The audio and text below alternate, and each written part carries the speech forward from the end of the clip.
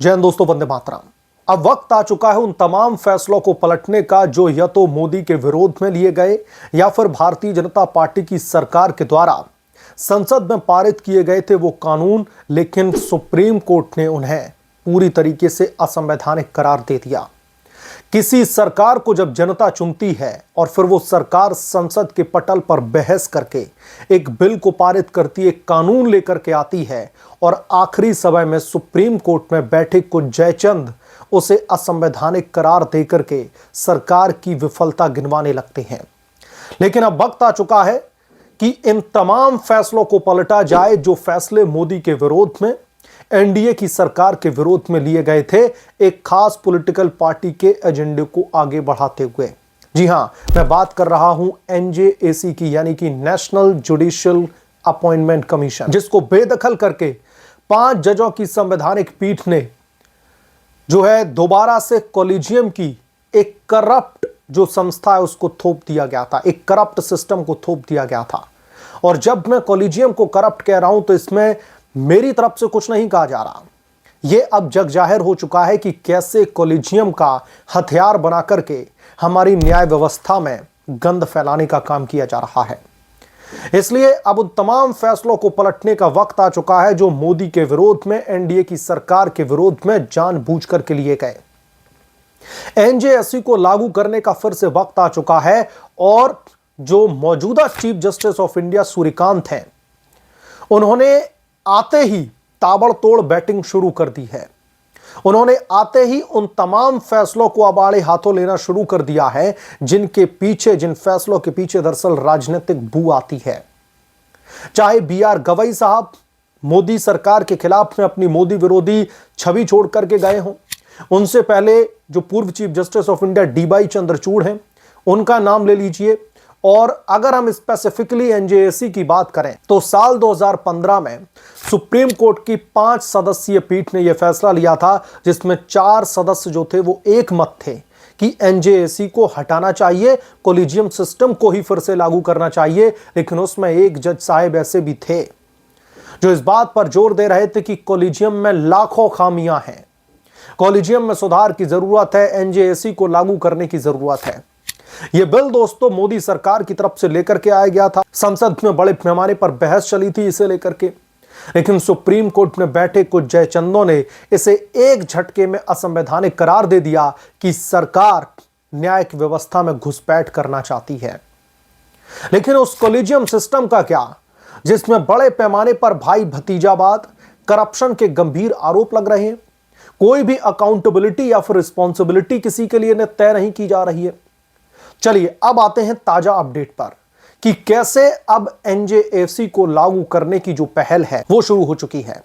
कुछ दिन पहले आपको याद होगा मौजूदा सीजेआई सूर्यकांत ने एक जो है याचिका को लेकर के एक बहुत बड़ी बात कही थी, जिसमें एनजेएससी को दोबारा से लागू करने के लिए, और जिस याचिका को सुप्रीम कोर्ट ने खारिज कर दिया था उस पर विचार करने की गुहार लगाई गई थी। तो जस्टिस सूर्यकांत की तरफ से कहा गया कि हम बिल्कुल इस पर विचार करेंगे।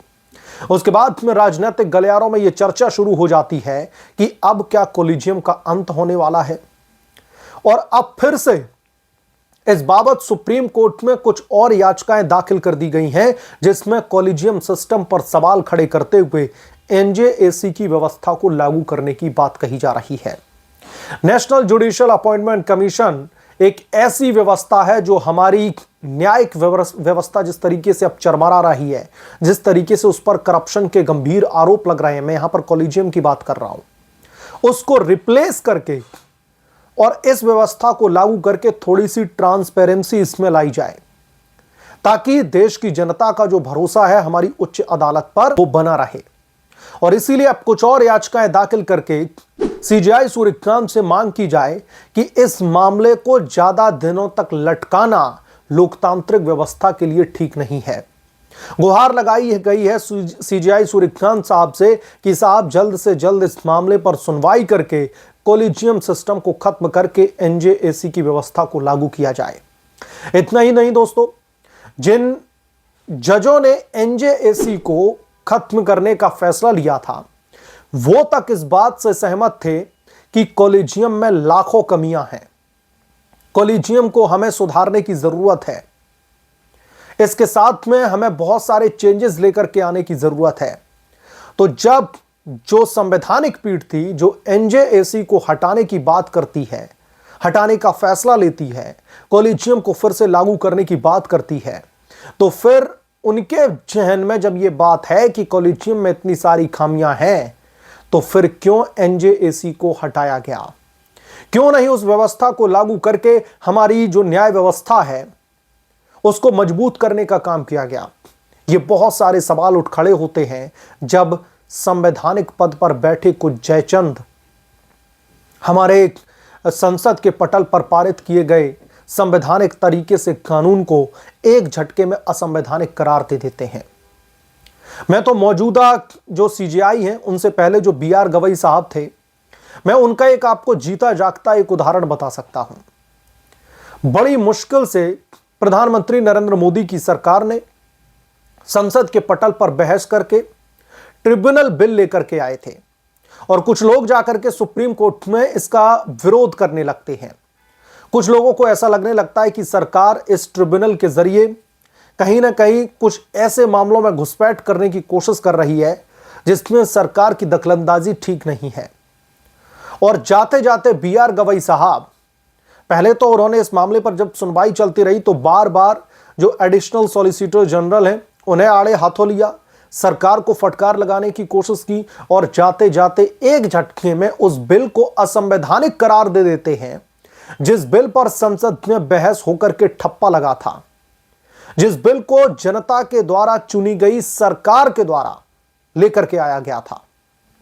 आप लोग समझिए कि डेमोक्रेसी में जनता ही असल पावर होती है और जब जनता ने किसी को चुना है और उसकी चुनी हुई सरकार अगर उस बिल को लेकर के आती है तो सीधे सुप्रीम कोर्ट के पास में कैसे यह अधिकार आ जाता है कि आप उस बिल को ही सीधे तौर पर असंवैधानिक करार दे दीजिए। वही हाल एनजेएसी के साथ में भी हुआ। नेशनल जुडिशियल जो अपॉइंटमेंट कमीशन है उसके साथ भी यही किया गया। सुनवाई के बाद में 4-1 के बहुमत से 5 जजों की संवैधानिक पीठ ने इसे एक झटके में असंवैधानिक करार दे दिया।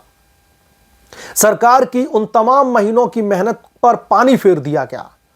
इसलिए बार बार यह भी बहस का मुद्दा बनता है कि क्या न्यायपालिका कार्यपालिका के काम में कुछ ज्यादा ही दखलंदाजी नहीं कर रही है?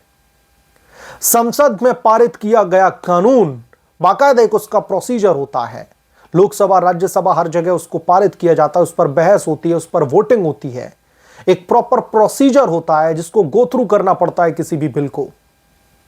और अगर सदन के पटल पर सहमति नहीं मिलती है, वोट उतने नहीं मिलते हैं, तो उस बिल को लागू नहीं किया जा सकता। और चूंकि सहमति मिली हुई है, एक खास प्रोसीजर के थ्रू उसको गो थ्रू करवाया गया है, तो फिर वो असंवैधानिक कैसे हो गया? सुप्रीम कोर्ट के जजेस ये कैसे कह सकते हैं कि एक बिल जिसमें संसद में बाकायदा बहस हुई और उसको पारित किया जाता है, उसको आप असंवैधानिक करार दे देते हैं? आप जनता के द्वारा चुनी गई सरकार और जनता का अपमान कर देते हैं एक झटके में। तो इसलिए मैंने कहा कि जिस तरीके से जब से सीजेआई सूर्यकांत ने अपना कार्यभार संभाला है और जो उनका एक पॉजिटिव एटीट्यूड देखने के लिए मिला है इन तमाम फैसलों को लेकर के, वो वाकई में काबिले तारीफ है। वो वाकई में यह दिखाता है कि अब वो तमाम फैसले पलटे जाएंगे जिन फैसलों में मोदी विरोधी छाप छोड़ी गई है, जिन फैसलों में एनडीए की सरकार के खिलाफ में एक राजनीतिक बू आई है। उन तमाम फैसलों को पलटने का वक्त आ चुका है और मौजूदा सीजेआई सूर्यकांत ने अब ये इशारों में बता दिया है कि अब जुडिशरी में बड़े पैमाने पर बदलाव की जरूरत है। वो पुराने ढर्रे नहीं चल सकते।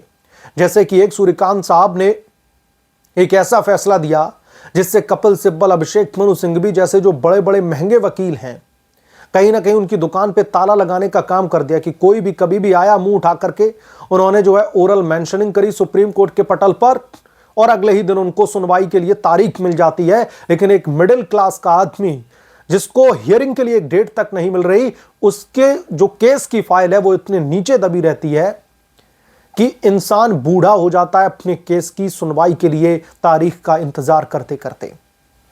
तो अब सीजेआई सूर्यकांत के इन तमाम इंटेंट से यह साबित हो रहा है कि अब वो वक्त आ चुका है कि जब मोदी के खिलाफ में, मोदी के विरोध में जो फैसले लिए गए उन फैसलों को पलटा जाए, कॉलेजियम पर लिया गया फैसला भी पलटा जाए।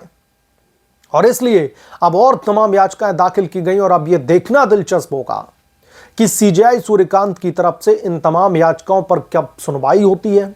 हालांकि पहले भी जो ओरल मेंशनिंग थी उसके बेसिस पर सूर्यकांत साहब ने यह भरोसा दिलाया था कि हम इस पर विचार करेंगे कि क्या इसको हम वाकई में लागू कर सकते हैं।